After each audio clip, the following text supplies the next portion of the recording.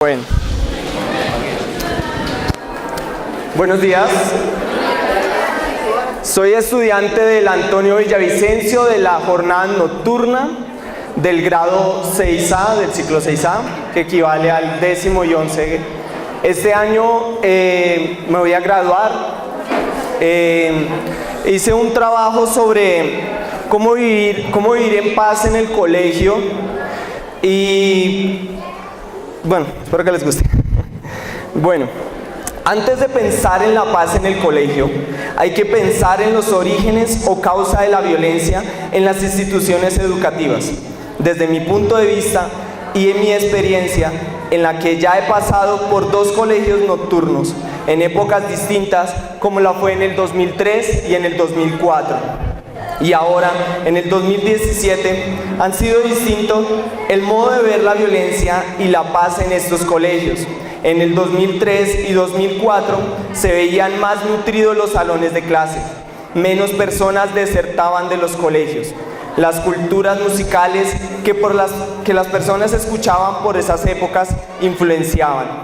Los entornos a los colegios, la penetración a las redes e internet eran muy escasos. De hecho, no recuerdo que en esa época las personas se mandaran mensajes por redes o se mandaran fotos. Estamos hablando del 2003 y el 2004. En esa época, las redes eran mensajes de texto.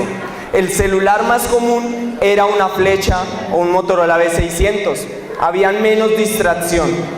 Si bien los celulares son una herramienta, pueden ser piedra de tropiezo para la sana convivencia, puesto que en ella se escucha música, juegan, se la pasan chateando, hasta hacen trampa en la clase de inglés. Cuando la profesora de inglés nos dice que tenemos que buscar en el diccionario, aparece San Google y ya, lista la traducción sin esfuerzo. En otras épocas nos quemábamos las pestañas buscando una traducción. Esto y otras cosas hacen que se genere desorden.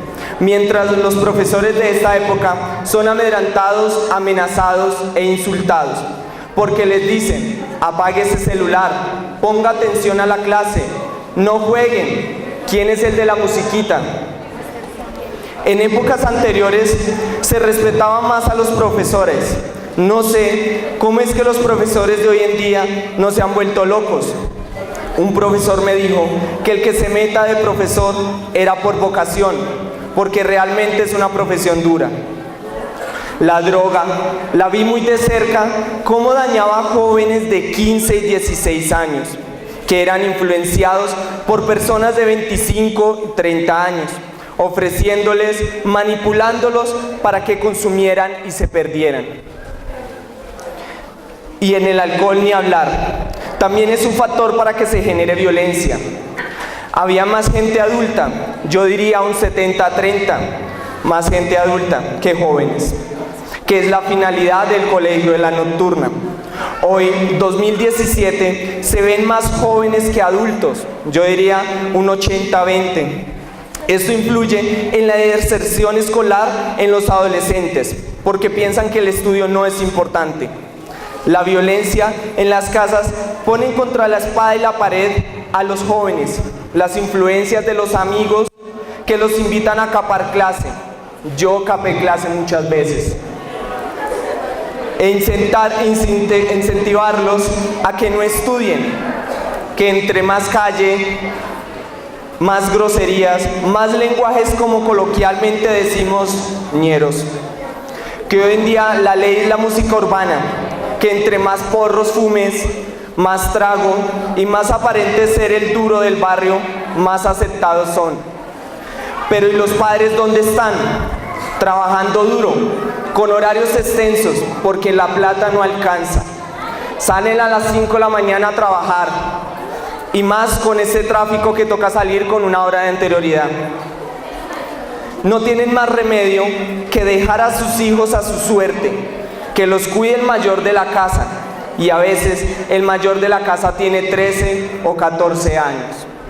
Llegan muy tarde, nunca se entera de quiénes son sus hijos realmente. Cuando llega ese fatídico día, ese día negro y oscuro, sí, la entrega de notas, ese día reina Sanrejo. Cuando los padres van al colegio, ven el bajo rendimiento de sus hijos y la indisciplina, les dicen: pero si yo me mato trabajando para que a usted no le falte nada y mire cómo me pagan. Yo sí que viví esos días negros en los que hoy tengo hijas y entiendo la frustración que sentían mis padres en esas épocas que estudiaba en el Rembrandt. Estaba entre los últimos, raspando los años por distracciones de la vida. Tal vez porque nuestros padres no estudiaron y no tuvieron esa cultura de enseñarnos. Muchos de ellos ni siquiera terminaron la primaria. A la hora de hacer una tarea o trabajo, ellos con la impotencia de no poder ayudar. Admiro mucho a doña Luz, la madre de un gran amigo que hoy está terminando el bachillerato conmigo. Qué bueno sería que motiváramos a nuestros padres a que terminaran sus estudios y, por qué no, entrar a la educación superior. Si todos apoyáramos a nuestros padres, tíos, etc., la paz se lograría desde el hogar. La falta de conocimiento destruirá el pueblo. Aprovechemos que la educación es gratuita. No esperemos a que nos la quiten y cierren, en mi caso la nocturna, porque cada vez menos personas vienen a estudiar. Si entran 30, 10 se van retirando. Y como no es nuestra vida, no es nuestro problema, ¿qué me va a importar?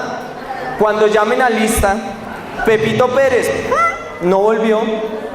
Si nos solidarizamos y como un grupo nos apoyamos, menos personas desertarían de los colegios, brindando nuestro apoyo. Esa es una gran responsabilidad que recae sobre los que son bendecidos con los primeros lugares, quienes tienen el deber de ser líderes en apoyar a compañeros con dificultades académicas.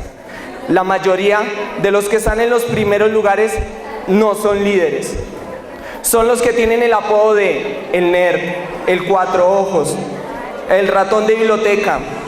Son de los que viven las emociones fuertes cuando hay una previa, una evaluación. A diferencia de los que se le dificulta el estudio, cuando llega la previa es una tortura. Quisiera que se los tragara la tierra. La angustia y el miedo los arropan. Los mejores de la clase son los que primero quieren llegar al colegio. La adrenalina corre por sus venas al hacer un trabajo. ¿Cómo está, compañero? Bueno, es fundamental destacar la presencia estudiantil como opinión en la conciliación, construcción de la paz. Son buenos aportes. Muchas gracias a ese estudiante de la jornada nocturna que nos da una lección de convivencia. Muy bien, y la paz comienza por casa.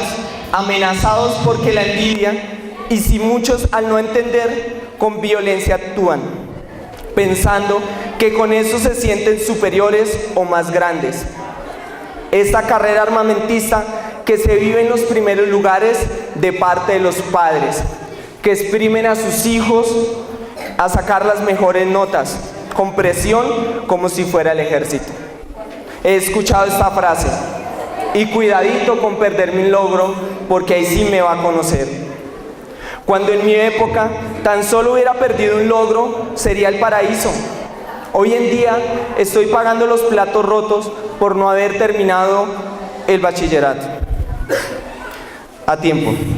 No me siento muy orgulloso de decirle a la gente que estoy terminando el 11. Me da pena decirlo, a pesar de sacar los primeros lugares. Hace 14 o 15 años lo hubiera publicado en el periódico de que estoy en los primeros lugares. A mi edad ya debería estar haciendo una especialización, con un gran trabajo, tal vez siendo mi propio jefe. Pero peor sería decirle a mis hijas que tienen 10 y 7 años que por miedo, pena del que dirán, no terminé el bachiller. Nunca es tarde para cumplir los sueños. No permitas que pasen 15 años para que te des cuenta que la embarraste. Perdón.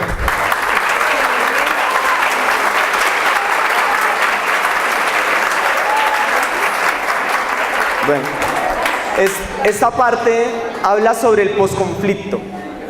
Es algo muy nuevo para muchos de ustedes.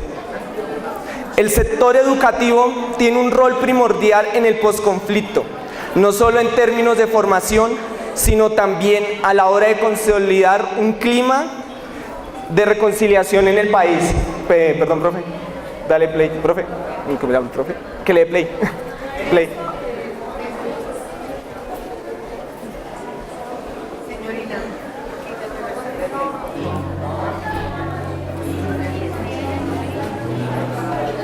La perspectiva de la firma del Acuerdo de Paz en Colombia plantea grandes retos para las políticas de posconflicto.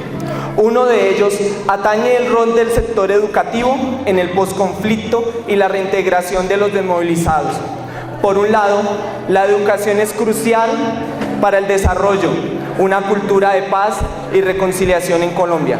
Por otro lado, la educación es imprescindible para una exitosa reinserción económica y social de los desmovilizados, ya que abre oportunidades laborales. Este proceso no es nuevo. Desde el 2003 se han desmovilizado alrededor de 57.000 personas de los diferentes grupos armados ilegales, incluyendo paramilitares y guerrillas, de los cuales el 84% ingresando al proceso de reintegración del gobierno. De estos, el 87% son hombres, 70% se encuentran entre el 26 y 40 años y 72% no completaron el bachillerato. Se estima, además de que la tasa de desempleo de los desmovilizados es del 15%. Es importante tener en cuenta, además, que aproximadamente el 49% de los desmovilizados tienen hijos y que por lo tanto el proceso de reinserción se debe realizar también con sus familias. La educación es una de las líneas principales del Plan Nacional de Desarrollo y es un asunto prioritario en las agendas de las autoridades regionales y locales, las cuales tendrán grandes responsabilidades, pues la paz se construye desde y con las regiones. La Constitución Nacional en el artículo 67 señala la educación como derecho fundamental de los ciudadanos.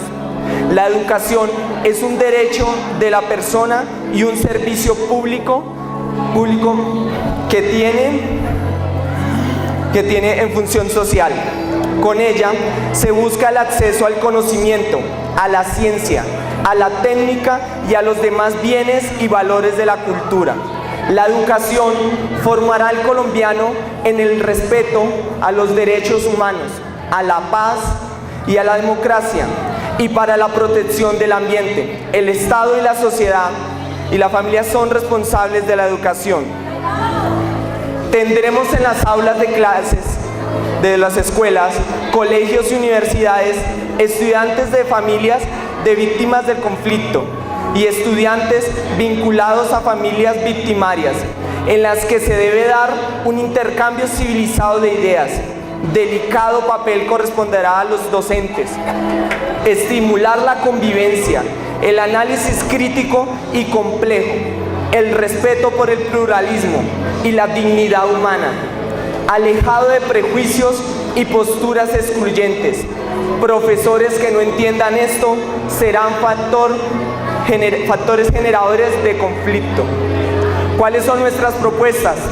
Respeto hacia el personal institucional, aceptando la personalidad y carácter de los compañeros, promoviendo el buen trato a los demás, reuniendo a los compañeros en actividades que estimulen la buena convivencia, brindar apoyo a los compañeros con dificultades académicas, no abusar de la confianza de los demás, respetar las normas del manual de convivencia y así brindar ejemplo, enfocarnos en metas, arreglando problemas con diálogo, ser disciplinado con mis tareas, talleres y trabajos, puntualidad y asistencia.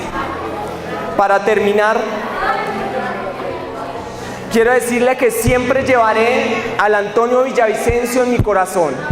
Este año me gradúo como muchos de mis compañeros, y cuando esté en la universidad recordaré las enseñanzas de los profesores con agrado.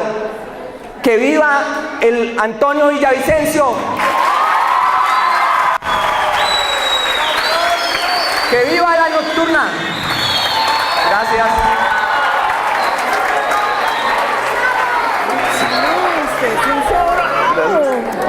Gracias. Excelente. Como maestra, yo creo que hablo en nombre de todos mis compañeros.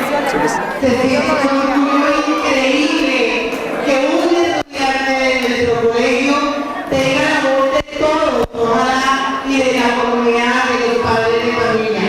Muchísimas gracias, Camilo, por esta exposición, este trabajo tan de calidad de lo que presentamos. Muy bien.